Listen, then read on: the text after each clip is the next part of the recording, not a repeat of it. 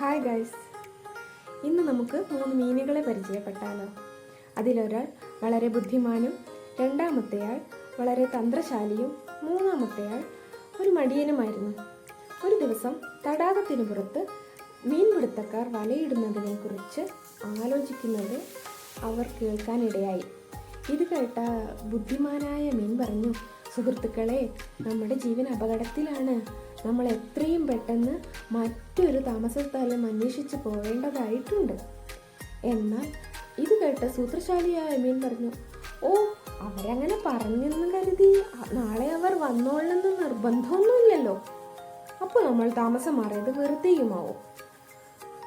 നമ്മൾ അവർ വന്നാൽ എങ്ങനെ രക്ഷപ്പെടും എന്നതിനെക്കുറിച്ച് ആലോചിക്കാം എന്ന് പറഞ്ഞു. എന്നാൽ മടിയനായ മീൻ പറഞ്ഞു, നമ്മൾ എങ്ങോട്ട് പോവാനാ? നമ്മൾ എങ്ങനെ രക്ഷപ്പെടാനാ? എനിക്കൊന്നും അറിയില്ല.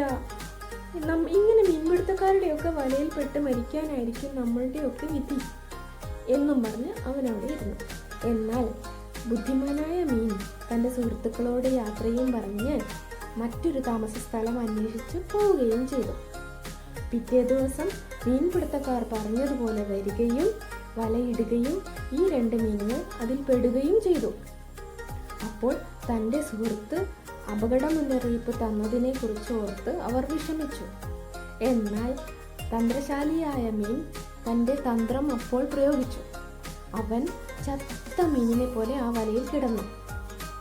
എന്നാൽ മടിയനായ മീൻ തൻ്റെ വിധിയെയും പഴിച്ച് തൻ്റെ ജീവിതം ഇങ്ങനെ അവസാനിക്കാനാണ് വിധി എന്നും പറഞ്ഞ് അവൻ ഒന്നും ചെയ്യാതെ ആ വലയിലിരുന്നു. മീൻപിടുത്തക്കാർ വന്ന് വല നോക്കിയപ്പോൾ ചത്ത മീനിനെ കണ്ട അവർ അതിനെ എടുത്ത് പുറത്തേക്കിട്ടു. രക്ഷപ്പെട്ട സൂത്രശാലിയായ മീൻ തടാകത്തിൻ്റെ അടിയിലേക്ക് പോയി ഒളിച്ചു. മറ്റേ മടിയനായ മീനിനെയും കൊണ്ട് മീൻപിടുത്തക്കാർ പോവുകയും ചെയ്തു. ഗൈസ്, നമ്മളുടെ ജീവിതം ഓരോരുത്തരുടെയും ഇങ്ങനെ തന്നെയല്ലേ.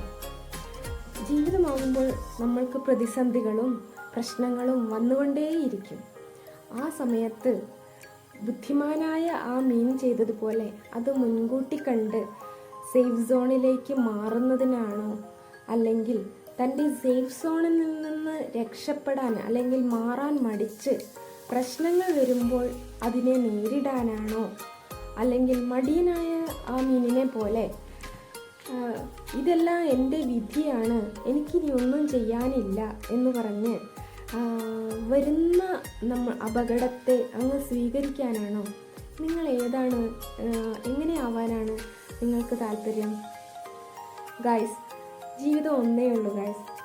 അത് നിങ്ങൾ പ്ലാൻ ചെയ്യും. Plan your life, save your life, enjoy your life. By.